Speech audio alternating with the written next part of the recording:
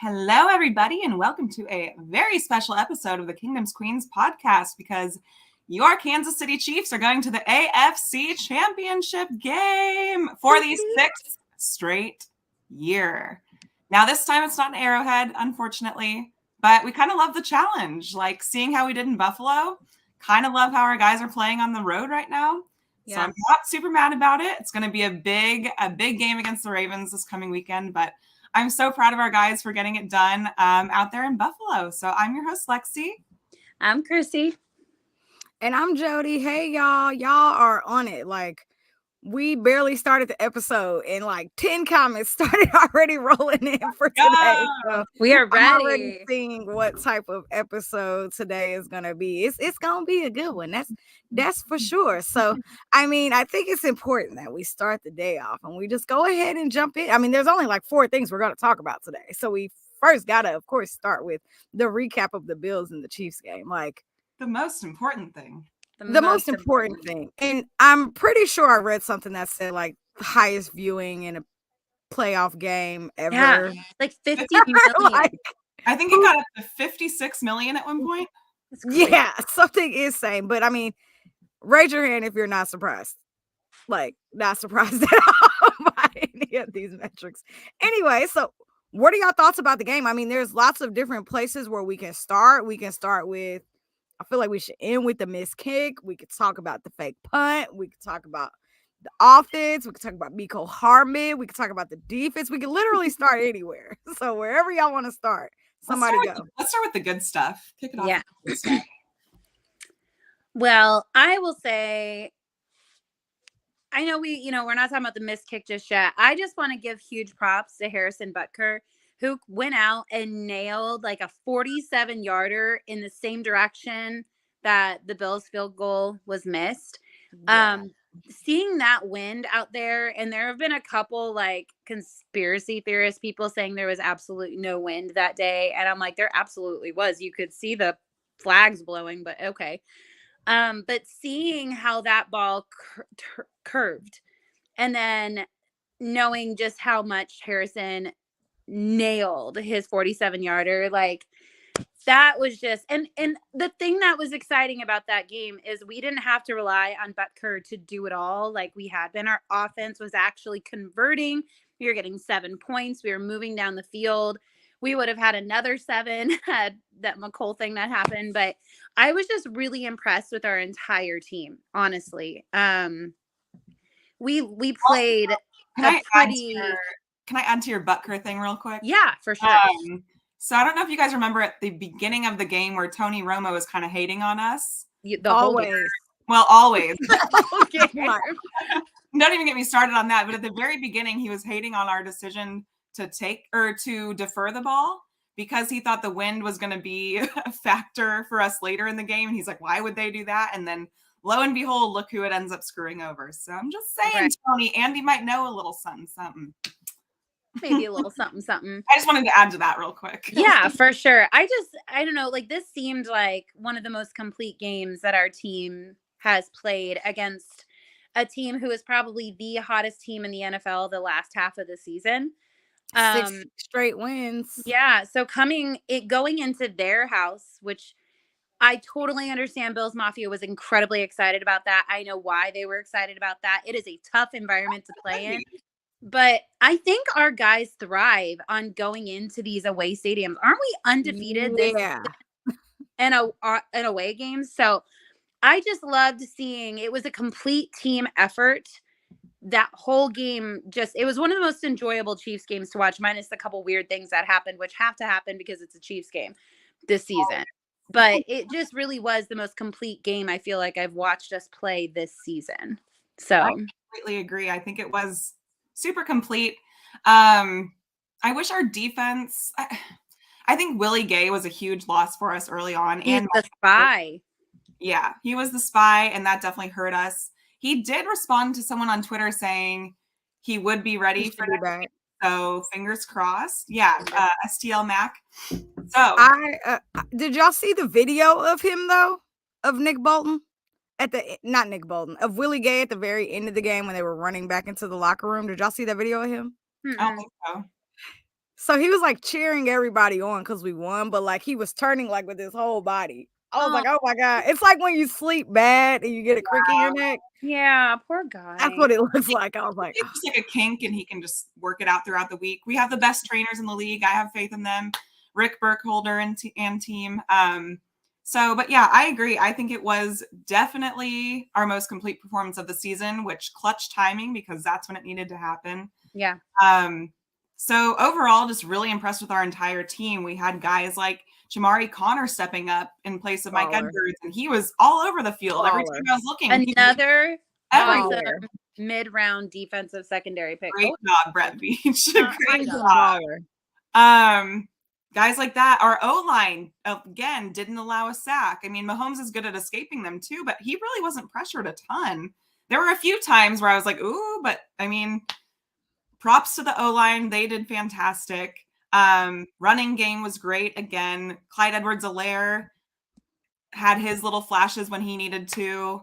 All great team performance. Our defense, it took them a little longer to adjust than we would have liked, but I think with injuries and overall what they did, we still only let up 7 points in the second half. So kudos to them. Yeah.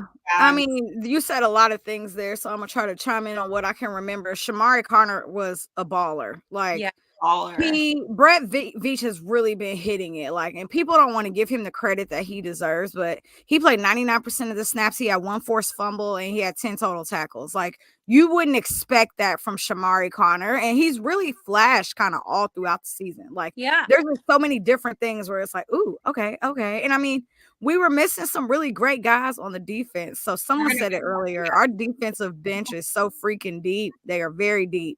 And you could not ask for more from this defense. And, so I don't know if we're talking about offense or defense first. So I'll stick to offense before we get to defense because that's what we normally do. But, so many things I was very happy about in this game. The offense finally looked like they were clicking on all cylinders. And they looked like the normal Chiefs offense that you would fully expect from them normally, right? And yes, I think we talked about it on here several times, like playoff Patrick Mahomes, playoff Chiefs are not the same as your regular season. Now, it might have took them 18 or 19 weeks to get to this point. That's all that matters. It's all that matters. We got here and we finally got here. Travis Kelce with 2 touchdowns. He looked like young Trav again. He looked like year 3 Travis. He looked amazing. Like, hello. And it's funny because literally like maybe an hour, right? Was that a Whataburger cup? No, it's a Sonic cup. I was like, I'm so jealous. But literally like 30 minutes. I'm like, oh my God, that sounds delicious. No, I just went to get a drink for the podcast. That's all I did. No food, nothing fun. But literally 30 minutes to an hour right before the game went live, there was that reporter who tried to say that Travis Kelce is going to retire after this season. And it's just really frustrating how I don't know what the deal is with people trying to break all of this news about the Kelce's legacy. Like, let them be whoever they are and do their thing. There's no point in doing that. So I don't know if he heard it or what, but I mean, he went out there and he played like a young bull. And if that's that week of rest that they got in week 18 definitely it worked for the better good because they all looked refreshed and rejuvenated and all of those good things. Yeah. Totally agree. The offense. Sorry, I'm like, I didn't know what y'all were gonna jump in. My bad. But then with the offense, Patrick played damn near a perfect game as well.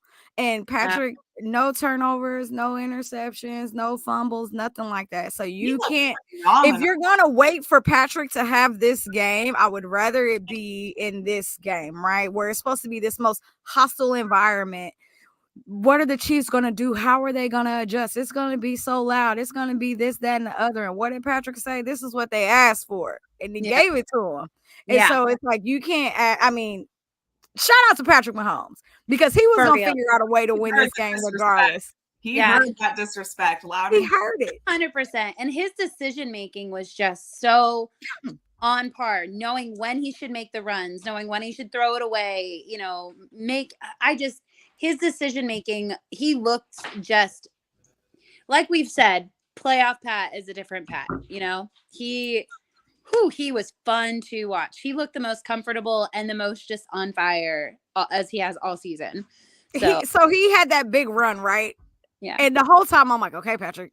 Okay, like I'm like, okay, run out of bounds. But wait, keep going. But I'm like, but run out of bounds. But wait, no, keep going. And it felt like it was so much more trying to than replicate what his Tennessee touchdown. I know, and I was just like, oh my God, please don't get hit. Please don't get hit. Please don't get. Like there were so many emotions I was going through when he was running down the sidelines.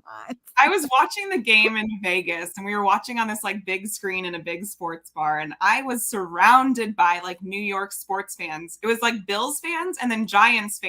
But the Giants fans also wanted the Bills fans. You know, they like were going for New York, and they're just tired of seeing us win. But it was hilarious when he took off on that run. Everyone was like, "How in the world?" Like he's like the slowest, weirdest, sneakiest, fastest runner ever. I'm like, I know it's the funniest thing, but like he runs scared. That's what's great about it. He's always faster, just a hair faster than the person. But he only had 19 rushing yards. So even though it felt like forever and it felt like he was getting a lot, like he only had hilarious. I do want to talk about. I feel like it's very important that we talk about MVS, right? So we have been giving him slander for 19 weeks. It is what it is, MVS. Like it's been a rough season for MVS. It's been a really rough season for you. So the question is playoff MVS a real thing? We had playoff Frank Clark for years. He's not here. But MVS, he stepped up and had 2 huge catches when we needed it. 2 catches for 62 yards. Like, what? He did that last season too, guys. So I don't know. Like, maybe playoff MVS is a different MVS too, because his 2 catches were just beautiful. Yeah. So, I mean, I jumped out of my chair. I was just like, oh my gosh. Like, I was losing my mind. It was great. So, he was the highest rated receiver in the in the divisional round. Of all the people in the world. MVS. Of all. You know what's crazy though? Because I wasn't actually standing. I wasn't like sitting at the couch or I was actually in the kitchen when that was happening. So I could still see the TV. And so I see Pat throw the ball deep. Somebody catches it. I immediately go, great catch, Rashi. And my friend was like, that was MVS. And I was like, you're lying. So I'm like, looking, I'm like, oh my God, that was MVS that caught that ball. What in the whole world? I literally said, good job, Rashi, twice. And it was MVS both times. So that's my fault. Shout out to MVS for being clutch when we needed to. And like, he had to go up and get the ball. And he grabbed it with 2 hands and he had his really good catches too. Absolutely, he did. Wide open catch. They were like contested catches. So absolutely, big props. I did run Raiders fans there, Jeffrey. I did. So even though like the offense seemed to be really good, clicking on all cylinders, like that's the best offensive performance we've seen this whole time. I do think it's important to also kind of talk about like that coaching decision on the 1, right? Or from the 4, whatever. When we gave the ball, we did a trick play to Mecole Hardman, right? So there's twice. Twice. He had 2 fumbles in this game. Here's what I did not know at the time. Okay. Apparently, after Pacheco made that run, he checked himself out of the game. Because I was wondering, I was like, why didn't we just give it to Pop there? Like, give it to Pacheco. Let him run it in from the 2. Huh? Or CEH. And I understand CEH isn't like the greatest, like, you know, run from the 2 guy, right? However, it was 1st and goal from the like 2. Couldn't we have like tried to run Clyde or something and then given Pacheco like a rep off and then brought him in on potentially 2nd and a goal if we needed him? I don't know. Mecole, no offense, he is not having the greatest season since he came back. He had 2 fumbles this past game. He had 2 fumbles in that game, yeah. So like it's rough since he's been back. It's been like a few yards per game, and that's about and so I just feel like there could have been, you know, different, like something we could have done something different. Like put P Ryan in. I don't know if P Ryan was active. I'd rather have P Ryan if Clyde can't go.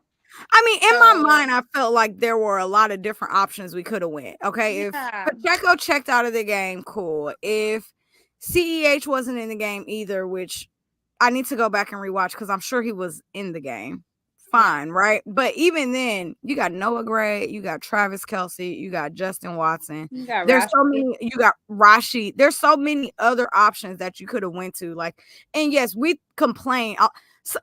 So before I say this, I don't think we're ever going to be happy with what the decision was. We're either going to be like run the ball and not get it, and then they'll throw the ball and not get it, and we'll be like, why didn't you run the ball? So regardless of what the answer is here, we're never going to be satisfied because weeks ago we would never say throw the ball on the one of the two. But if a trick play with Mecole Hardman is what the other option is, I'd rather you throw the ball in the end zone to Rashid or Travis or literally anybody else than run a trick play with Mecole Hardman. That's just my quick thought, but yeah. It's so strange to me how like all seasons past, those trick plays to him were his thing. Like that was what he excelled in so well. Yeah. I don't know if it was just like the break in our offense that is screwing him up on those, or I just don't know quite what it is, but I don't know why it's not working for him this season. Yeah, it's like what I've noticed is when he gets these balls, he is dropping so far back behind the line of scrimmage. And it's like he's trying to turn uphill too late. Yeah. And by that time, it's like, well, you're screwed now. Like you didn't turn uphill fast enough and you started so far back. So it's like almost like his fundamentals on that. And like I said, I haven't played football, but like something just looks off when he's doing that compared to when he used to do it. He's just taking the ball too far back behind the line of scrimmage and not turning up fast enough. It's like he's shell shocked of like turning up the field with that ball. I don't know. It was, and like, you know, let's say he fumbled out of bounds and it's on the one and it's not through the end zone. Are we still talking about this? But probably not as much. We probably still would talk about it some. But the thing about that ball right there, that was the game. Had he not fumbled it out the end zone, the Chiefs probably scoring on those plays, right? That game is out of reach for Buffalo. Absolutely. It just is. So it's like, it just made the game much more stressful than it needed to be. It's so frustrating too, because it was the Bills' fake punt. They literally fake punted it. I mean, Nick Bolton actually called it out. If you guys see that clip, he did. He actually had 10 guys on the field. Yeah, on that fake punt. Isn't that crazy? Yeah, correct. Crazy. Yeah. And Nick Bolton called it out. They got it right away. I mean, we were looking on our 30 or 40 yard line. We have two amazing plays in a row. Pacheco runs it right to the goal line. And then, I mean, it's so frustrating. We at least needed 3 points. I guess we didn't need anything because we won the game. But when you have situations like that where the defense and the special teams, they're getting the ball back in the offense's hands and we're not scoring. And we did score on every drive. So I'm not going to say we only had one drive where we did not score. We scored on every other drive. So I think that's all you can also ask for from this offense. But when you have to capitalize. You have to capitalize on the playoffs. Like that. Yeah. This isn't the regular season. It's the playoffs. And I also think that, you know, even though Mecole, he had errors, right? I need Andy to really quit. Like he has to cut it out. Like unless we are up by 10 or 12 or 14, we don't have time for the Q. You cannot be doing that against the Ravens. That won't work at all. You can't. The next two games, right? AFC Championship game, Super Bowl. Nope. No, and granted, Corn Dog was amazing. Like I love Corn Dog. Loved it. But like and I don't know. But is that Andy Reid? Is that his ways? Is he ever going to change? That play, Corn Dog. He's Corn Dog, right? Between Corn Dog, Jet Chip Wasp, like there's so many great plays that are out there that we love. But is Andy ever going to change? No. Do you think Andy's really going to ever change and not put us in that type of situation? The thing is, when they do work, it's so much fun. It's like we love it, and that's one of the reasons we love Andy Reid. So I hope he doesn't change. But and I think he knows when to run them and when to not. And I think the second it doesn't work, he's not going to do it again. Like he saw that with Mecole, and he's like, all right, nope. But see, what are your thoughts about him letting him have the ball back after he fumbled the first time? I think that's what our guys do. I think it's just like I saw Mitchell Schwartz say in a tweet today, that's just how Patrick is. Like most guys wouldn't go back to MVS like Patrick did in this game. And that's just what they do. And then look, it ends up paying off, right? So they really, I think Patrick and Andy, and I think even Travis does it too, where they just put the faith in those guys and they keep encouraging them. And as much as we hate to see it, that's who we have. And so you have to rely on some of those guys to make plays because that's what it is. I would say for me, it's like give other guys opportunities. Like I'd love to see a Noah Gray get a chance like that, or it's just something different but it builds their confidence. And the odds of McCole screwing up, let's say they give it to him a third time, the odds of him screwing up a third time are pretty dang low.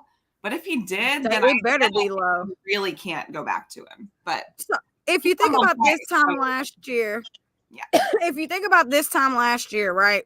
We were in the playoffs. We were dealing with ankle gate. We were dealing with Travis Kelce, back spasms. We were dealing with everything. Dudes were going down left and right as we were getting ready to get into the hottest part of the season. Do you think that Andy is going to continue to feed all of these different guys on this offense? You see, they did go out and get another receiver today. I do not know his name. That's just a futures contract. It's just a futures contract. Oh, so great. Yeah. So, but do you think that the reason why Andy is trying to keep all these guys hot is because you never know? You never know what's going to happen to somebody at any given time. Or we didn't expect Willie Gay to go out at the beginning in the first quarter, right? So, you never know what's going to happen. So is that why Andy is trying to keep these dudes in their book, staying warm, in rhythm, and things of that nature? I think it's fine to do that in practice. But at this point, the Chiefs have proven that was not working for them this year. It may have worked last year for them where they could spread the ball out. And that's what the Ravens do. I know we're not talking about the Ravens yet, but they spread the ball out. Yeah. The Chiefs have shown this year that is not what's working for them. What's working, yeah. Even though it worked last year, it doesn't work this year. It didn't work this year. They needed to consolidate down to Rashi, Pacheco, Kelce, and maybe mix in some Noah Gray, some Justin Watson, maybe some Clyde.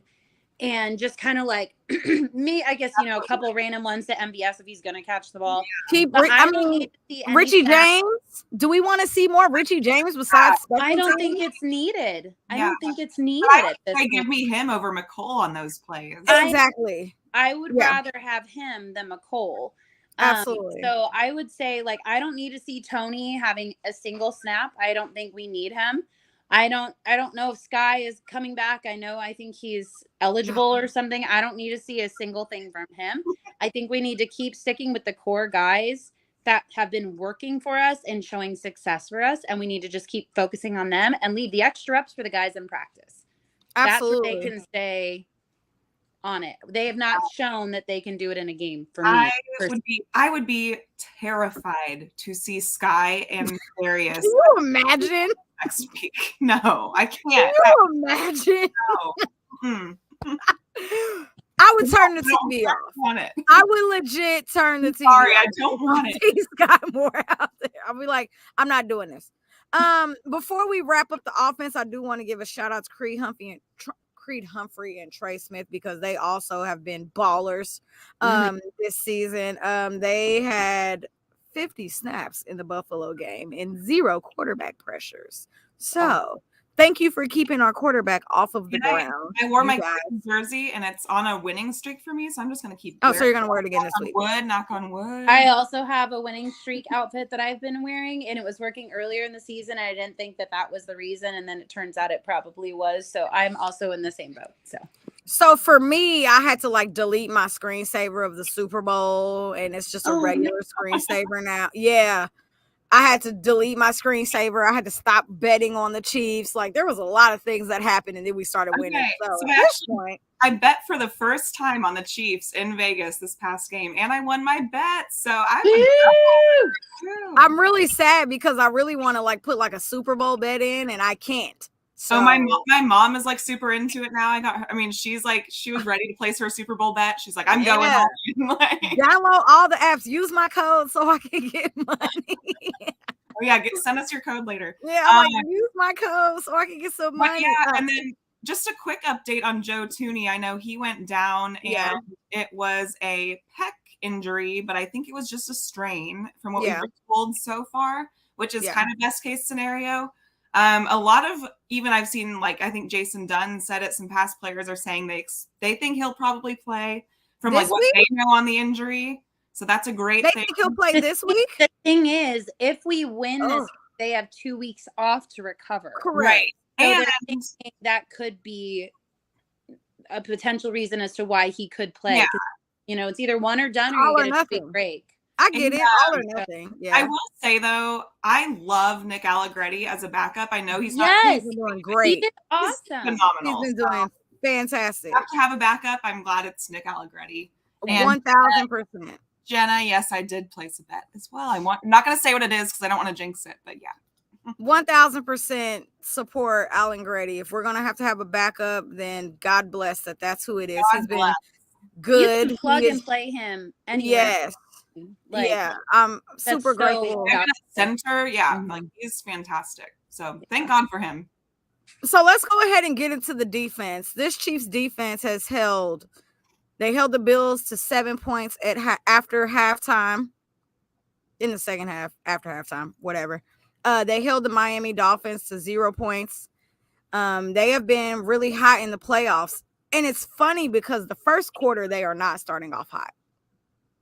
It's almost And I think that's okay. I think they're trying to like understand their surroundings, do whatever. I yelled a lot about the defense in the first half of this game. But then Spags, this defense, they came together and they made second half adjustments that were just stellar, like elite, excellent. And they did it in this game and they did it in the last postseason game. So let's start talking about the defense, your thoughts, the players, the D-line, the secondary. Where you at? I totally agree, Jodi. It's like our first quarter, it's almost as if they're like, hey, let's see what their game plan is and not give them too much because we know that we can adjust really well and hold them. And because it is like, it's like our first quarter, like we just watch these teams just like go down the field and we're like, oh man. I'm like, you just gonna let Josh Allen keep running the ball on us? Yeah. Like Josh Allen's just leaping over people. God bless. Yeah. Doing what Josh Allen does. But then, like you said, second half, they come out and they just make these adjustments to where they just shut these top offenses down. Like Josh Allen wasn't making the big runs. They couldn't hit. I mean, I don't know. I was just really, really impressed. I have been all season long for a majority of our games. Our second half has been, the adjustments have been just absolutely lights out.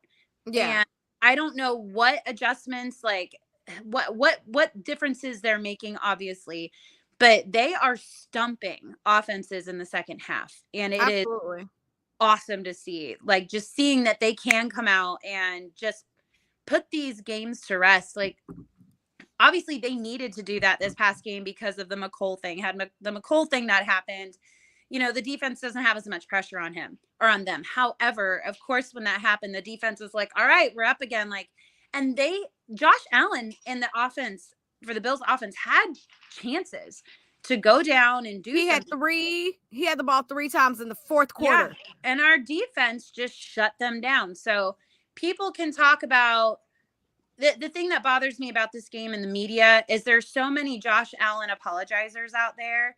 And I'm not saying Josh Allen played poorly, but no one is giving credit to what our defense did in the second half to stop that offense from going down the field and scoring the points they needed to win. No one's giving our defense any credit. And I think our guys will use that once again as that little chip on their shoulder, because once again, we're going against the Ravens, right? And everyone's like, oh, the Ravens defense, the best defense in the NFL. And they're still not giving credit where our defense's credit is due. So yeah, I love the adjustments they're making. They're playing so lights out. You know, obviously some rookie mistakes out there with Shamari Connor, not just jumping on the ball and trying to scoop and score it, which I understand, you know, it's like in the moment and you're like, oh, touchdown. But no, that's such things like that. And McDuffie, like almost having that interception. And it's like, oh, you should have had that and stuff like that. As much as I love Trent, get the hell out of the way. Get out of the way. You took L'Jarius Sneed's birthday interception away. And I love you, Trent. I love you. Please Jodi's move. the biggest fan. Get out of the way on that one. Yeah. I literally yelled at the TV and said, please get out of the way, Trent. Yeah. He was I know. Directly to Sneed. It was directly to Sneed. I was actually on the plane today, and Southwest has that like free Wi-Fi where they let you watch TV, and so they were playing the Chiefs game, so I was rewatching it. As you should. I that's awesome. I know, it was great. It was perfect way to pass time. But I rewatched that, and I was like, literally, that would have gone right into his arms. It was directly to Sneak. Right to him. I'm laughing at this Ravens fan in our comments. We are going to get to the Ravens. That's our next topic. We'll get Oh, there. I'm not worried. This is the Chiefs podcast. There are several podcasts that are Ravens that I know of because a lot of my friends have Ravens And podcasts. I don't think we've that you can go and listen Ravens to a single time. So They- relax a little bit, bud. Relax. No. I love the interaction. Please keep our mentions up as high as you Let can. us get to the Ravens. We'll My get there, I YouTube promise. appreciates We don't that. care about all pros. Let's Yeah, move on. our YouTube channel appreciates you spamming our comments. They had 24 points on the Texans defense, not the Chiefs. The Chiefs have not allowed that in a second half. So just Correct. Anyway, I will get there. Just so you know, Lexi, the Chiefs did tweet out today, and they said our defense has allowed the fewest second half points of any team in the NFL this year. So I understand. And I understand if you don't watch Chiefs football. I get it. A lot of people don't. It's fine. I'm like, it's fine.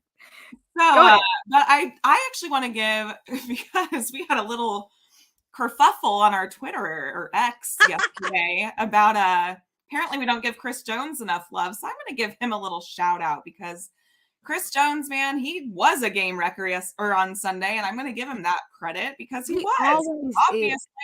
Imagine saying, and I'm not going to talk about this long because this is ridiculous. Imagine saying that in 19 weeks, well, I guess 18 because he didn't play the first one, that Chris Jones is not a disruptor on this team. He's always double and triple teamed. Always. And in this game alone, there was nothing but like double. Anybody who was extra was on Chris Jones. Yeah. And we appreciate you because people like Shamari Connor and Drew Tranquil had amazing games this week. So, I mean, Chris Jones should be an all-pro. Of course, you know how that goes. But yeah, saying that Chris Jones is it's kind of crazy. Now we'll see what it's like in the offseason with this contract situation. That's a whole nother conversation that we'll talk about in the offseason for us yet. So yeah. we don't know. We're still playing football. Crazy. So we'll talk about that later. But no, so the Chiefs defense. So when we get back to the defensive line, let's kind of talk about like the players there. Go ahead. They looked a little bit slow, which was very frustrating to me. And now I know for the second half. In the second half specifically, there was times where Josh Allen had so much time in the pocket. I was like, hello? Like, can anyone move any closer to him? Like, They just looked slow at times. And I was getting quite frustrated watching that. But I also know that the Bills O-line has allowed the least amount of sacks this season. And I think O-line. The Bills O-line is phenomenal. Pretty good. Like, good out of nowhere this season. They were so good. Yeah. I mean, and that's and that's the reason why Josh Allen is able to run all over all of these teams every single week. One, he is like a bigger dude. He's not the reason why Josh Allen is so good is because he's 6 whatever, 2+ whatever. Don't die, Lexi. Drink water. So, of course, Josh Allen is going to do that. And our run defense has been, hope she's okay over there. Our run stop defense has been an issue all year long, right? So, I think we even spoke about last week going into this game that we knew that was going to be our biggest opportunity. And even though we haven't talked Ravens yet, we're going to have that same thing with Lamar, right? One of the best rushing quarterbacks in the league. So, if whatever you think you're going to get from Josh Allen, you're going to get that intensified. Lexi, wave to the people so they know you're not dead, please. Whatever you got from Josh Allen. Sorry, I choked him. That's good. We're good. You missed it, Lexi. That was literally me right before we went live. I was like, Chrissy. Sorry. Somehow I'm surviving. Well, knock on wood, but yeah, right. You might be next. My dog freaked out. She was like, well, who's knocking? Like, it was me. I'm sorry. Poor dog. But anyway, what are you guys' final thoughts about the defense since we're halfway in this conversation? So I do think playing the Bills, who are a big rushing threat, was a good precursor. I know they're a completely different type of rushing team and running team. Correct. Obviously, Josh Allen runs completely different than Lamar Jackson. Totally Correct. two different electric runners, right? But I do think having to prep for more of those quarterback runs was helpful in Absolutely. and morphing that into going in and playing the Ravens, because obviously that is going to be a big challenge against the Ravens. So I do think if we can get Willie Gay back, to be a spy, because we were obviously missing that, especially at the beginning of in this first and second quarter. We did a much better job of adjusting to that in the second half. But really, I like we've talked about all season, I'm not concerned about our secondary. We just have it's our defense did improve on stopping the run in that game in the second half. They made adjustments to where the running attack for the Bills really kind of just slowed down way down in the second half. So I like those adjustments. I love that our defense is making adjustments and that they're finding ways to make adjustments. It's something that is their weak point and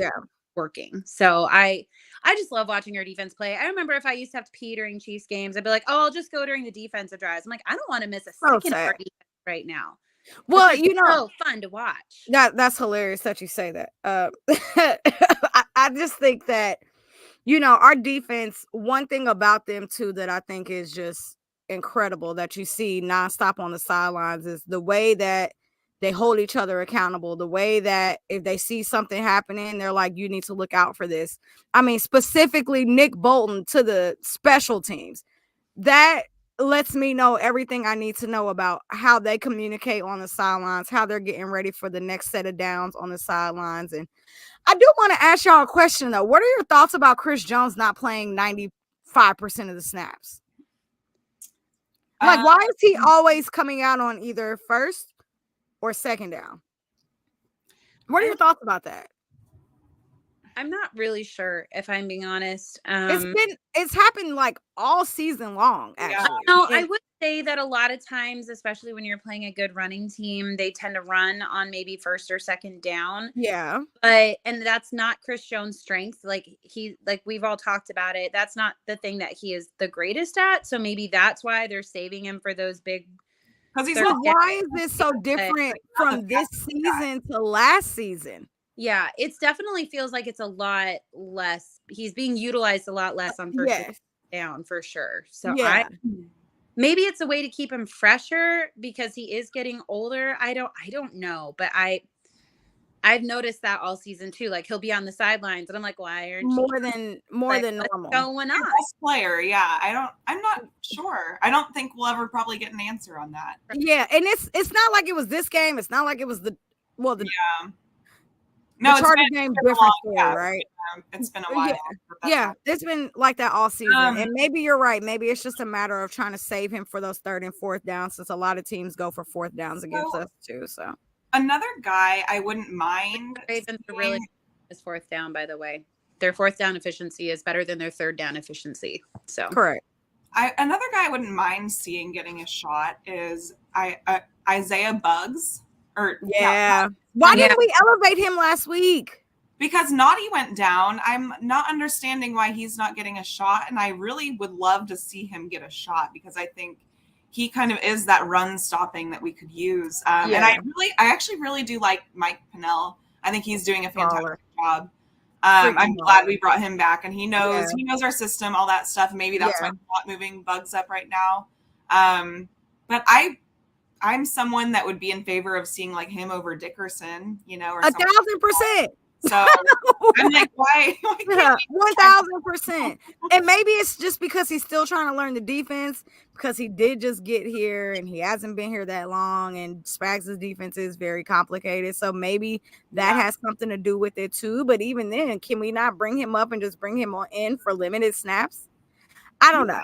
I would like to see him get elevated this week too. So I fully agree with you there.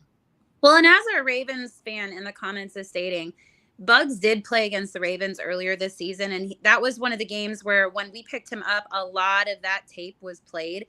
Maybe this is a game where he does get activated and get some snaps because he's already played them and he played really well against them. Yeah. So you know, maybe we'll see something like that. Who knows? But I was wondering the same thing. I feel like he could have been utilized. Yeah.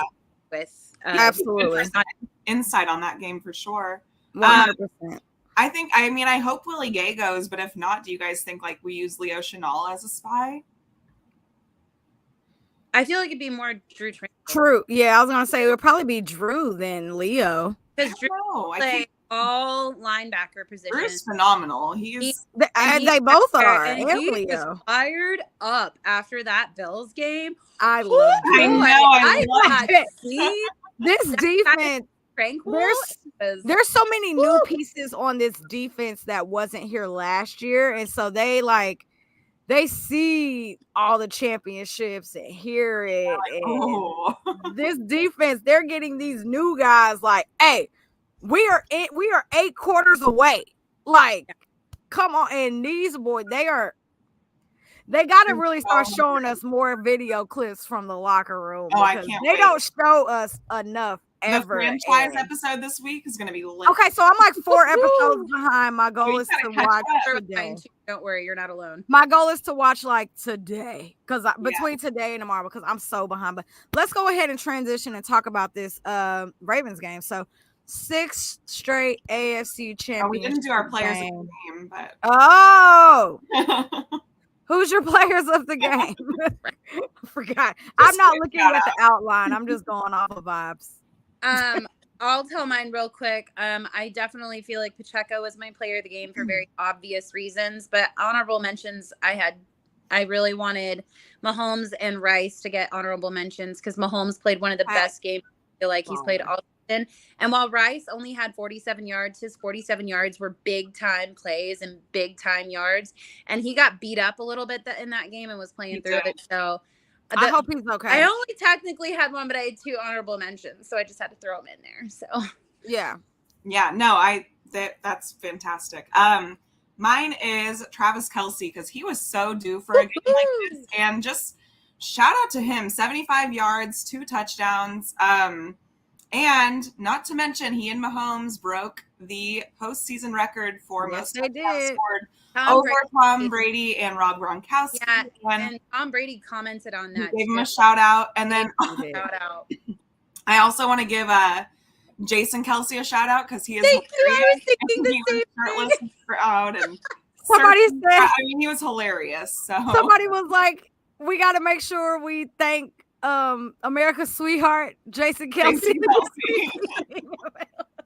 Can you imagine his wife being not even Taylor, it was Jason. You're meeting Taylor for the first time, so let's try to like be on our best behavior and rein it in. And then you see him just doing that. Like, I'm like, at what point did his shirt come off? Was it like in the first half? During half? I was dying. So did she have an extra shirt in her purse? Right. Like, those are all of the questions that kind of went through my mind. I mean, Jason's attitude is like, if Taylor's going to know me, she's going to know all of me right away. Like, that's hilarious. Poor Kylie. But Kelce was due. He looked phenomenal this game, and I love watching him play football, man. He's Ravens fan will say it's because it's against the Bills. I want to also give Travis Kelce his flowers, please. Travis Kelce is the GOAT of all time. I'm not doing that. Anyway, so I want to also talk about Travis Kelce. Stats that he needs to beat Jerry Rice. Right? Yeah. So he only needs 7 more receptions, 552 yards, and 5 receiving touchdowns to beat Jerry Rice. Like, and he is literally the GOAT of receivers, like, of life, right? Of all time. So that alone tells me that Travis Kelce is not retiring this year. Like, everybody tries to say that he said he's not. Like, I don't know why people he said he's not. People still keep saying it. Like, what are people doing? Oh, well. I'm genuinely confused. So my player of the game, and I know this is going to come across as a shocker. It's going to come across as a shocker. It's MVS. I love it. No, he deserves that. He deserves it. MVS was a baller, and even though he had 2 major catches for 62 yards, and you said the stat earlier, Lexi, he was the highest rated receiver amongst all receivers in the divisional round. I was trying to wait. I was like, divisional round or playoffs. I didn't want to get that incorrect. Divisional round, yeah. So I mean, I'm gonna just say this. MVS has heard all of the slander from not only Chiefs Kingdom, from not only just fans of the NFL, from every single media outlet. Like, they have been giving him crap nonstop. Me giving him crap nonstop, right? And for him to be able to come in during this game and to make this huge of an impact, I'm almost to, you know what? Everything I said about you this season, I'm not there. I'm almost there. So shout out to NVS because he was definitely And the I think most you mentioned valuable it a little bit catcher. earlier, You're but absolutely right. It's like that Frank Clark effect. It's like it's the playoff effect. We love it. Yeah. Shout out to MVS. Shout out to Patrick. Shout out to everybody. The defense, keep doing what you're doing. Everybody keep doing what you're the doing. Ravens. So the Chiefs are headed back to the AFC Championship game for a 6th straight time, which is insane because name another team that's went 6 times in a row. And I just want to say, even though it's not an Arrowhead, the AFC Championship still runs through the Chiefs. Sorry. It does. And it's kind of insane that out of the 16 teams in the AFC that the Chiefs have been 6 times in a row. So that's very, very dope. Can't say anything else amazing about this organization. Like, it's anyway. Chrissy said it earlier, and I want to say it right now. It feels like this team thrives on being the villain. Like, love it. They've played at home the last 5. Yeah. Patrick, you know, he likes to spice it up. He likes to get in his villain bag. I want to ask y'all this question first. Who has a more hostile environment? Cincinnati, Baltimore, or Buffalo? Who has a more hostile environment? I would say Cincy or Buffalo. I would say Cincinnati. Yeah, I was going to say Buffalo. Like Cincy, and Cincy doesn't like us. So yeah. Like, people want the Bills to be our rival so bad, and it's the Bengals.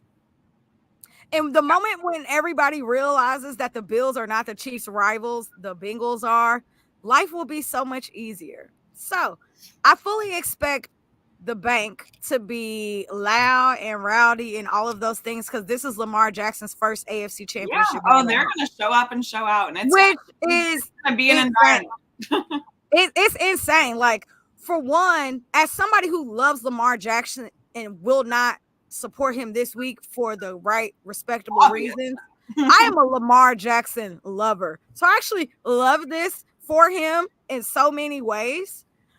But yeah, I cannot wait to see this team go to Baltimore. Now, again, I think we talked about this slightly in the last episode.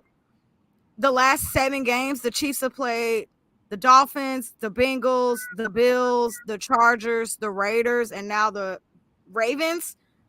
We have dealt with hostility like no other over the last few weeks. It's something that we are ready for. Like, this isn't new for us. We are ready for this. So let's get into it. Tell me your thoughts about this game before we get into X factors and keys to winning. So I don't want people to think that we don't think Baltimore is going to be a hostile environment. Oh, we lost Jodi. Oh no. But I'll just keep going. I don't want people to think we don't think Baltimore is not going to be hostile, because obviously they are. They finally get to host an AFC Championship. Those fans are going to be riled up. They're going to be pumped. But the thing that people aren't really taking into account is that the Chiefs have been, and I'm not saying this lightly, the Chiefs have been everyone's Super Bowl for the past 6 years, 5 years. I'll say 5 years, because we have been so dominant. Everybody wants the chance to beat the Chiefs. All right. Lamar Jackson even used to say that the Chiefs were his kryptonite before he beat the Chiefs. He and Ravens the Chiefs in 2021. So it is going to be a hostile environment. However, I think the Chiefs have proven with their undefeated away record this season that they can handle the hostile environments, because they've played in quite a few. So I'm not concerned about us playing in Baltimore, no matter how awesome their fans are going to be and how riled up they're going to be. I think that our guys, like you said, fully embrace that villain thing. There's this Batman phrase that's been going around that's you either die a hero or you live long enough to become the villain. And I think the Chiefs are erasing that, and I love it. Love it. Patrick's a psycho. He is a psycho. You know, he's petty Pat. Like, it recently came to my attention when I thought about it that something's not right in the head with him. Yeah. So, but that's like what you need. That's what you need in a quarterback. Yeah. Going up against Baltimore, I will say the obvious thing is we have to be able to stop Lamar Jackson running the ball. Okay. He is like the leading rusher on their team. He's there. But I will say, if we can stop them and, if we can get them to third down, their third down efficiency is not good. We have to avoid them. And just know that they're going to go for fourth down. Yeah. We need to just make know sure that they're going to go for it. That they have like third and longs. That is going to be a big key for our defense, is keeping Baltimore on third and longs. Yeah. And our linebacker play, once again, is incredibly important in stopping the running game and Lamar Jackson escaping. So our D-line also has to be making sure they're getting pressure on Lamar. And when they get the chance to sack him, they cannot let him slip away, because he can be very slippery. One of the best. So one of the best. Yeah. He's very, very impressive out there. So, but I will say Baltimore also spreads the ball around to a million different receivers. I think their leading receiver was Zay Flowers last week with like 41 yards or something. It goes back and forth. Bateman had 39. Flowers had 41. And yet neither one of them are the guys who scored, Likely and Aguilar. They'll probably have Mark Andrews back as well, which is a big. They should have Mark. He should. I'm sure they were saving him for this week. I'm sure. And you know that's Lamar Jackson's number one target. He loves his target. Yeah. He's their Travis Kelce. So absolutely, nothing less. But yeah, I will say Lamar Jackson rushed for 100 yards last week. Yeah. Okay. That's his third 100-yard rushing. I think it plays a little bit to our advantage. Now, knock on wood, Chrissy.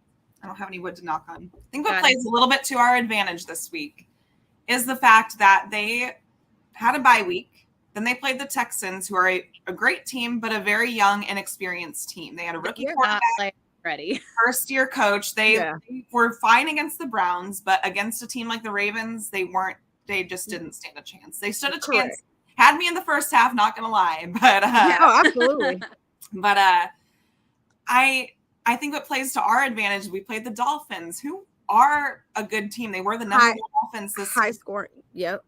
Then we played against the Bills, a running quarterback, very similar to Mar, different running styles, right? Like different offenses for sure, but respect the running quarterback and the design quarterback runs. Very. And a quarterback that rushes into the end zone, which we did let up 2 rushing touchdowns. Yeah. Lamar will get a rushing touchdown. He absolutely will. Literally take the anytime touchdown on Lamar Jackson. He's going to get one. So, but I think we have those things to our advantages, whereas I think the Ravens, knocking on all the wood, I think they're a little bit due, because I don't think they've been as tested as we've been in these recent weeks. That's my I don't know if I'm going to say I think that they're due, but I do think that our last 6 to 7 games have been a gauntlet. I think that our schedule, and I don't want to necessarily say that our schedule has been tougher, but because our front half of the schedule was not. Our back half of the schedule was egregious. It was aggressive. And I will say that and this Chiefs team has went through so much adversity. Like, in my mind, I made a tweet yesterday and I was like, we've had the most drops. We've had the most fumbles and interceptions. We've had the most of all of these things this season. And for some reason, we are still in the AFC Championship game. Yeah. So I think that because we've had to battle through so many different teams and deal with the running quarterbacks, so they're receivers, right? Our secondary has shut every receiver in the NFL down. Right. So I'm not necessarily sure who we're going to target specifically. But I feel really good about our secondary. I feel really good about Snead, Trent, Watson, Justin. I feel really good about all of them out in our secondary. So it doesn't really necessarily matter who the receiver is. I've seen what they've done for 19 weeks against other receivers and how they've kept them to these lowest yards possible, which is why the running game is going to be so important. So that's why you might have to add that spy or stack the box or do whatever, because Lamar is probably going to he's going to have over 60 to 70 yards for sure against us. So I definitely agree. Like, this game is going to be all about our defense, and it's going to come down to errors. So whoever has that turnover or that fumble, I don't see Lamar Jackson fumbling the ball, but who knows what's going to happen with possibly Gus Edwards or Justice Hill. Like, you don't know necessarily how they're going to play. It's supposed to be raining this week. That doesn't phase us. We literally played a negative 28-degree wind chill 2 weeks ago, and it was freezing cold in Buffalo last week. So the weather is something that's also not a factor for us either. And I think, like, when it comes down to this game, it's really going to be who's going to take care of what errors. Can our offense play clean again this week like they played last week? Last week was the first week they had played clean football. Can they do that again this week? I don't think they're worried at all about the environment. I don't think the noise is going to get to them. I'm not going to say that out loud, but I'm like, you know what? I'm actually not going to say that out loud about the offense. But yeah, like, those are just some of like my quick thoughts about this game. I think our offense, they're going to have to do exactly like they did last week. You're going to have to score on every single possession, even if it's 3 points. And I think our defense, they might start off slow again like they have recently. That wouldn't be new, but I also fully expect them to make second half adjustments. So at this point, you kind of know who this Chiefs team is. You know what they're going to do. You know what they're going to bring.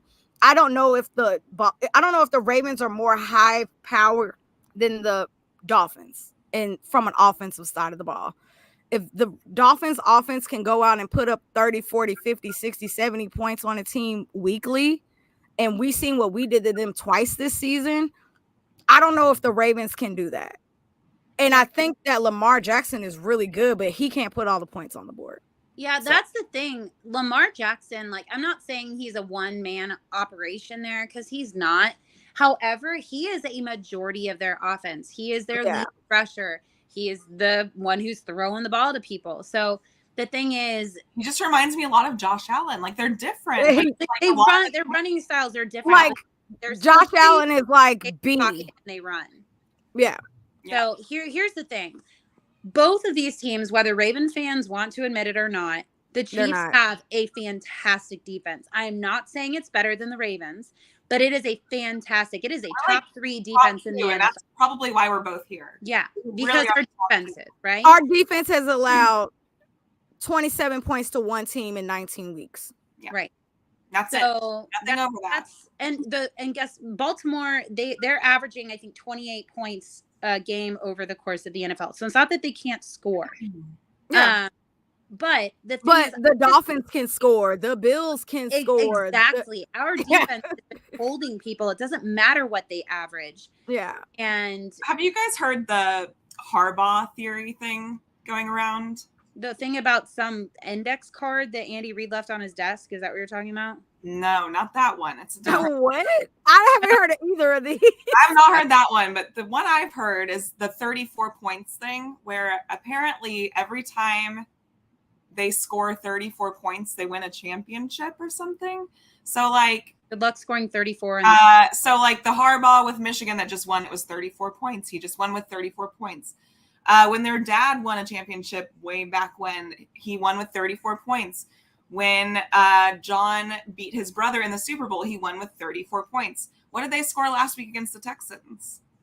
34 points. Yeah, but I mean, hey, I don't hate the theory. I don't hate it at all. I don't hate it, but I'm like, I don't see them putting up 34 points on us. So just keep them off of that, and we're good. The Chiefs defense has allowed exactly. What I want. My thing is this: I don't see this Chiefs defense letting up for the AFC Championship game. No, that ain't happening. It ain't happening. Like, why would it happen now after Harbaugh voodoo versus Tay voodoo? Okay. Here's the thing about the Ravens, guys. Their offense is not the best offense in the NFL. They're not. I'm sorry. They're neither is ours. Neither is not. Right, but I'm not talking about ours. Their offense is not the best offense in the NFL. Our defense has shut down the top offenses in the NFL. And receivers. And receivers. Tell me how you can't respect our defense and at least give them their props when they have done that to all the top offenses in the NFL. Granted, we have not played San Francisco, this season, but we've See done how that. that went last year. I mean, Right. we could talk about what we did to the Niners last year in San Francisco. We did. They were the number one defense in the NFL last year when we played them, and we put 40 on them. The thing And So one thing, Patrick loves dominating number one defenses. yeah, One thing we know for do. sure. And one thing people aren't also giving respect to is how many playoff games have the Ravens played in recent years? How many have they played? oh, that's a lie. 5. How Lamar many played in 5. have the Chiefs played in the last how many years? 16. There is experience Oh my God. on one side that can lead to these big games when you need it the most. When you need that big play, is the moment going to be too big for you? And a lot of times when you have the experience, those moments aren't too big, whereas maybe a team that hasn't experienced all that as often can't hold up. So for me, I'm really excited about. I'm not worried about this defense at all. I think our defense is going to dominate like they have the last 19 weeks. Our offense for me is, can you continue to be consistent like you've been the last 2 games? Yeah. Well, 1.5. Anyway, in the playoffs, let's stay there. Can you continue to be as consistent as you've been in the playoffs? I mean, it's hard to judge the Dolphins one because it was so freaking cold, but they even looked good in that game. So they did look good in that game. And a lot of the things that happened in that game, like the Travis Kelce drops and a few of those things, I don't know. Yeah, I get yelled at still because I still talk about that drop touchdown from Travis Kelce. No, I'm laughing at you. I was laughing at the latest comment that caught me. Oh, I'm not reading that. If you don't watch Chiefs football, just say that. It would be easier for you. It would. If you just said it. Because you're just embarrassing yourself in front of our 70 listeners. Anyway, shout out to the listeners. Shout out to the people in the comments. Thank y'all for being here and interacting with us. We love y'all. We do. Thanks, y'all. But no, this Chiefs offense, for me, it's really just going to be a matter of, can they play consistently like they have been? So, yeah. People that I'm not worried about. I'm not worried about Patrick Mahomes. I'm not worried about Travis Kelce. No. I'm not worried about Isaiah Pacheco. I'm not worried about Clyde Edwards-Helaire. No. Those are 4 people who I'm not worried about going into this game. And I'm not saying that I'm worried about the Rasheeds and all the other receivers and the tight ends, because, I mean, our whole entire tight end room, they're all champions. So, for me, it's really just a matter of, can you continue to just play a consistent 60 minutes of football? If you got to take the check down, take the check down. Right. Andy Reid has made those adjustments. Our running game is more effective this year than it was last year. We are running the ball way more this year than last year. And you see it on the field. You see it in the score. You see how we're taking over the time of possession. Right. And so someone commented probably like 20 minutes ago, and they were like, you know, Lamar Jackson's so good, he can score 2 touchdowns in 2 minutes. Well, Patrick Mahomes can score a touchdown in 13 seconds, right? So that's something that doesn't bother me either. I know that this offense can put together a good 2-minute drive, can put together a good 1-minute drive, can put together a 7 or 8-minute drive. You know what I mean? Yep. And do what they need to control the clock and to control the game. The Chiefs only had time of possession last week for, I think, 26 minutes. And won the game still. Yeah, no, when you look at the stats of last week, they're so lopsided. Points were very, very interesting. Very lopsided. I low-key wonder if this could be kind of a Clyde Edwards-Helaire revenge game, because I don't know if you guys remember the last time we played them. He kind of cost us the game with a fumble at the end, and I know that still haunts him. Oh, that's when people really started turning on him, and then it was only downhill from there. But it's redemption, Lexi. That's what I'm saying. This is going to be his revenge game. This is going to be his redemption story, I think. And he's shown us that he deserves those touches. He deserves those carries. He's been doing really well. So I would love to see him kind of get a little bit of revenge, especially like on the last play of the game. I don't know, just something sweet like that would be awesome. Yeah. Now, I will say the Ravens defense did do a good job with stopping Devin Singletary last week. He only had 22 rushing yards. Now, I'm not comparing Pacheco or CE. I was just about to say, I'm not comparing him to one of the best running backs in the NFL. Isaiah Pacheco is a monster. We know that. But all I'm saying is I'm not going to discredit their run defense because there probably will be times where we won't, there probably will be times where we only get 1 or 2 yards when we're running the ball. Totally fine. But I fully expect this offense to get it together. I think Pat's going to use his legs a lot this game. And I hate when Patrick runs. But I think he will, especially when he sees that the receivers aren't getting open or whatever is happening. I think he's going to scramble just like he kind of showed us last week. And I'm not mad at that. I just don't want him to think about it too late and put himself in a situation to where it could be detrimental to the game. Yeah. Here's the thing about this game. We all know it's going to be a phenomenal game. It's going to be so good. So fun to watch. We haven't played against Baltimore since 2021, right? So 2021. I don't know why I said 2021. Okay. But we haven't got to play against them since 2021. And they are a fun football team to watch. I love watching Lamar Jackson play. I love it. I love Zach Flowers. He's supposed to be a chief. Yeah, I have a lot of respect for the Ravens team in general. But I also have all the faith in the world that our Chiefs, who have had a really weird year and still somehow managed to make it to their 6th straight AFC championship game, which I think people are maybe taking a little bit too lightly when it comes to this in this matchup. It's going to be a phenomenal matchup. 2 of the best quarterbacks in the game right now, 2 of the best defenses in the game right now. It's gonna be a fun game. Hopefully it's gonna be so freaking good. Yeah, hopefully if they thought the ratings were high last week, and for the early game, this game is liable to break the internet for real. Oh my gosh, it's gonna be madness. It's gonna be so good. Most everyone wants us to lose, of course, because why wouldn't they? Hey, everybody always wants us to lose. They're actually rooting for the Chiefs because Bengals fans. I saw that. I'll tell you why.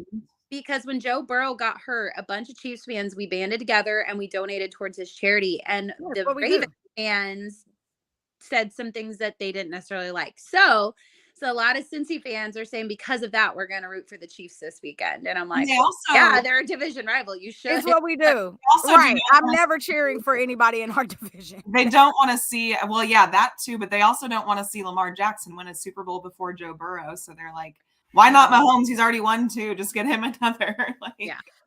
I get it. Pat deserves 3.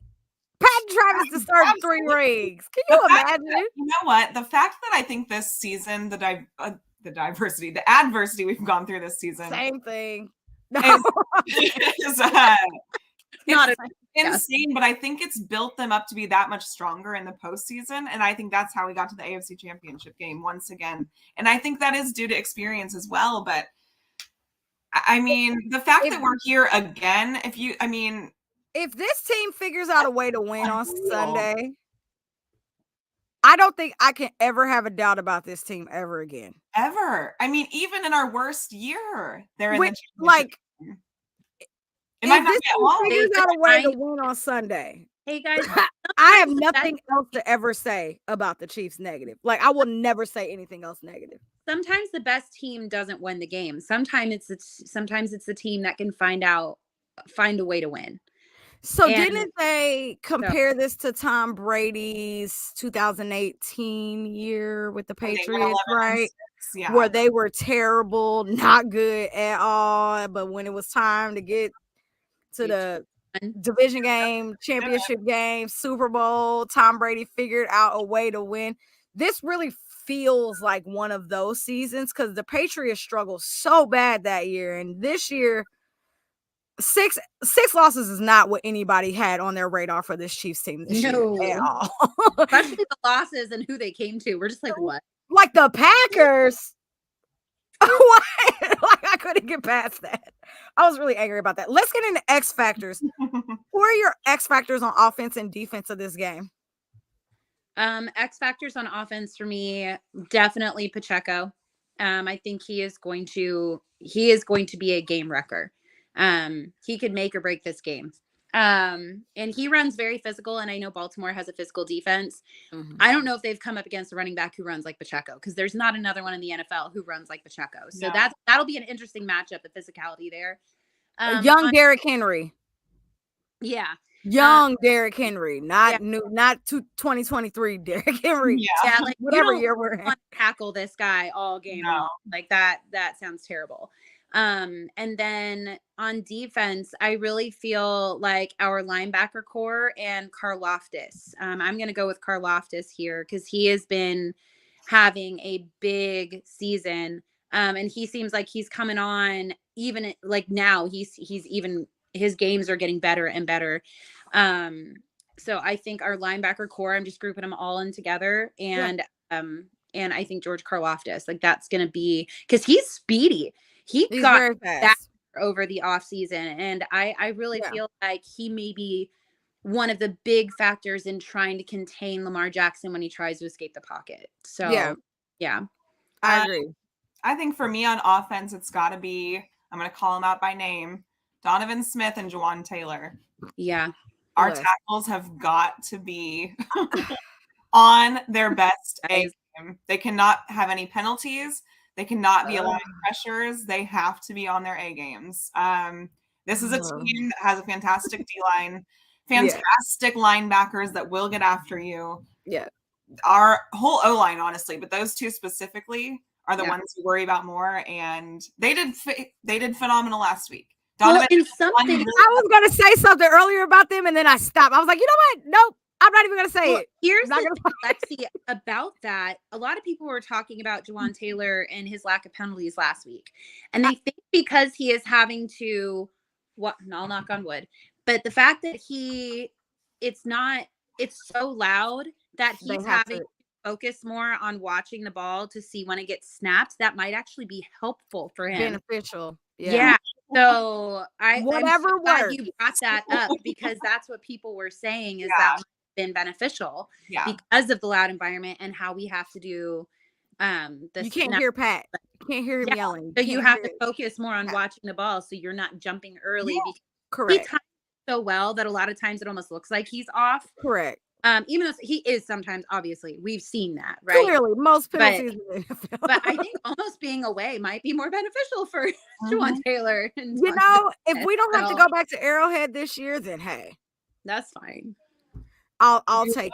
So, I'll take it. And then defense. Oh man,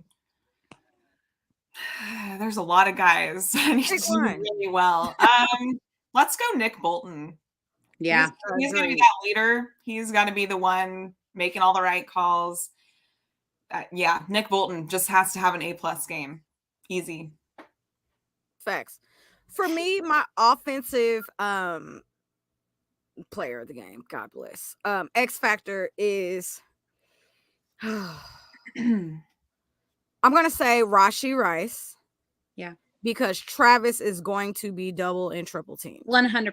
Especially knowing he can break records, they're not going to want that to happen. Right. Travis is going to be double and triple teamed probably this whole game. Yep. So somebody's going to have to step up, and he's pretty much filled in that role the last several weeks. He is a ball of fire right now. He wants to be here. He's ready. He can do this. Like, woo! If anybody has had this rookie season that this kid is having has been immaculate. So I definitely think that he is able to step up in this type of environment and be able to deliver the way that we're going to need him to, because Travis is not going to be free. I'm hoping Travis doesn't get any OPIs because he's probably going to be pushing off. He's probably going to be hitting dudes back. I fully expect Travis Kelce to be young Travis Kelce this game. And I'm hoping he doesn't get any penalties for chirping or fighting or anything like that, because I definitely think we're going to get feisty ass Travis Kelce this week. Did y'all hear him in that post game? He is like, wow. Him and Pat, I was like, oh my gosh, they asked for this. I was like, God bless him. God bless him. It literally brought tears to my eyes. We've been missing. So, like young, immature Travis Kelce, who is so much my favorite Travis. Woo! My favorite Travis. Yes. He throws his towel at the referee as a flag. Yeah. I fully welcome him this week. So for the defense, I'm gonna say, because I know I don't want to say our defensive line because you both kind of went there already. I think they're gonna do a good. I think the Ravens are gonna run the ball, and we're gonna have to figure out a way to stop the run, of course. Yeah. But I also think they have a ton of receivers who are really darn good. I mean, they still have OBJ, who might be old, and people say he's washed, but he has had a better second half of the year than he had the first half. Zay Flowers is a monster to be a rookie. Him versus Rashi is going to be a great watch this weekend too. So I'm going to rookie wide receivers who have had great years. They are having a great freak. Them two, Jordan Addison, these Puka Nacua, like these dudes have been so good this rookie year. So I'm going to go ahead and I'm going to just stick to the secondary. I think Snead, Trent, Justin, they got to tighten up. Got to tighten up. If they need to come down and help stack the box, they need to come and do that. They're going to have to be all over this week, and it's very detrimental, and I expect them to have their shit together. So I would love to see some blitzes with them. Absolutely. This is one of those games where we need a turnover. It doesn't have to be a pick six. I don't know if we need to get the ball back. I don't know if we shared the stat, but I think you said in our text that Josh Allen was held to, 2 throws that were over 5 yards? Correct. So correct. Crazy stat. Yes, that's correct. Yeah. Now I throwing the ball behind the line of scrimmage more than that, but Yeah.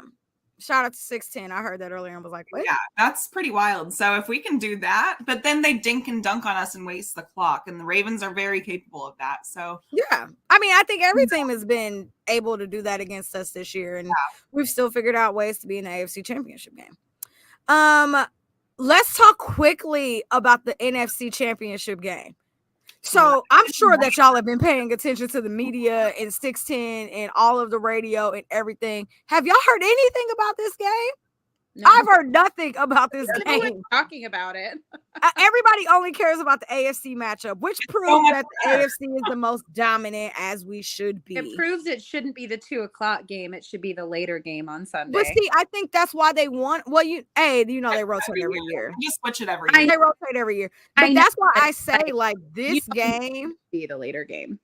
This game is gonna have so many ratings because it's at 2 p.m. Everybody's either gonna be just coming home from church or just finishing with lunch or brunch or whatever, and they're gonna all go home and be ready to watch this game, and it is gonna be insane. But we have a really good matchup coming up in the NFC too. Oh, thank you so much. We have a really good matchup coming up in the NFC too.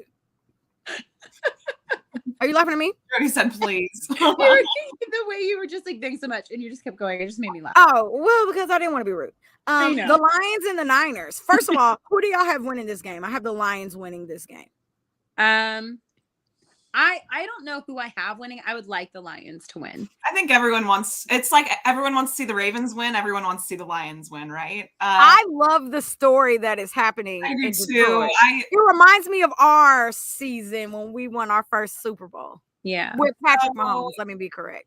Yeah. Yeah, man. I think it's going to be a good matchup, actually. I think the Lions have some questionable things on defense, for sure. I mean, Sam, is Debo fully back? Debo may not play. He might not play. I mean, but there's no way he can't play, though, right? That's like Mark Andrews not playing. Is he really not going to play? No, I don't know. I bet he's activated. And I don't want to say Brock Purdy is nobody without Debo, but that is taking away a huge weapon for them. And especially when they're not going to run the ball.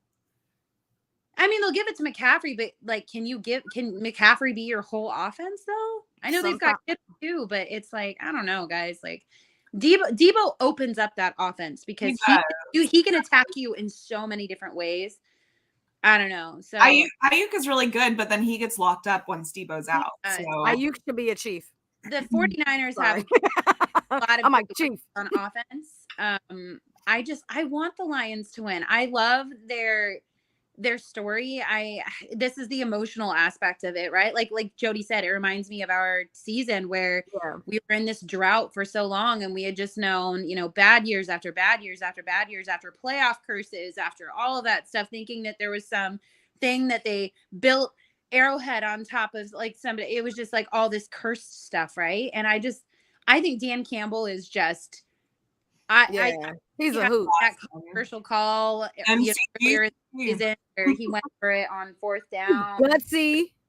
Yeah, I like Dan Campbell. I just think he's gutsy, and I think his players really respect him. And I don't know. I just really have enjoyed watching the Lions. Yeah, I have too. Besides losing to them in week 1. Yeah, I mean, I want the Chiefs Lions Super Bowl. Me too. Like, we deserve redemption from losing week 1 at this point. Yeah. But no, the thing is the Niners have way more. The Niners have the most weapons on their team in the NFL. Period. They do. They have so many dudes on that squad who are so freaking good. You got McCaffrey, you got Kittle, you got Ayuk, you got Debo. Like, why? Freaking Fred Warner, who is gorgeous. God, I love Fred. It's like they got a Bosa. No, they don't. Yeah, they do. They got a Bosa. I'm like, how many of them is it? That's right. So it's like they have so many dudes on their team who are so freaking good. They should win this game. Even with their quarterback. They almost lost to the Packers, though. Exactly. Lost that game again. It's because they lost Debo and then they stopped running the ball. Yeah. Why did they stop giving the ball to Christian McCaffrey? McCaffrey, you do not stop running. McCaffrey is the best player on your team. Like, do not stop. Exactly. I do think whoever wins, I would love to see the Lions win. I think it'll be a close game, like it should be. I think it'll be a close game. I think both offenses are really good. I think both defenses have flaws. I think whoever wins that game versus the AFC, I think Ravens or Chiefs, whoever it is, God hope it's the Chiefs. I think we kill whoever comes out of that. Oh, yeah. The AFC team is going to win in the Super Bowl. Like, I do not see Jared Goff or Brock Purdy beating either of these teams on this side. I'm sorry. No, absolutely not. No, that's kind of a theory right there, but I agree. Well, I hope the Lions win just because I love the story that's happening there. I like Dan Campbell. I like Amon-Ra St. Brown, like another great dude. Awesome. Like another great dude. I hope he has his hair. Gibbs, David Montgomery. Oh, they just signed Ertz as well. Oh, he finally got signed. Yeah. I forgot about that. I'm like, out there. I love that he waited till the championship games were decided to sign with a team. Like, smart.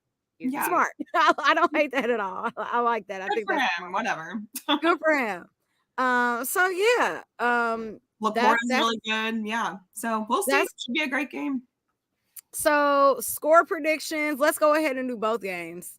Let's go Lions, Niners first. NFC. Start with NFC. Yeah, let's go Lions, Niners first. Score prediction, winner. Chrissy's face. I don't want this. Yes. NFC.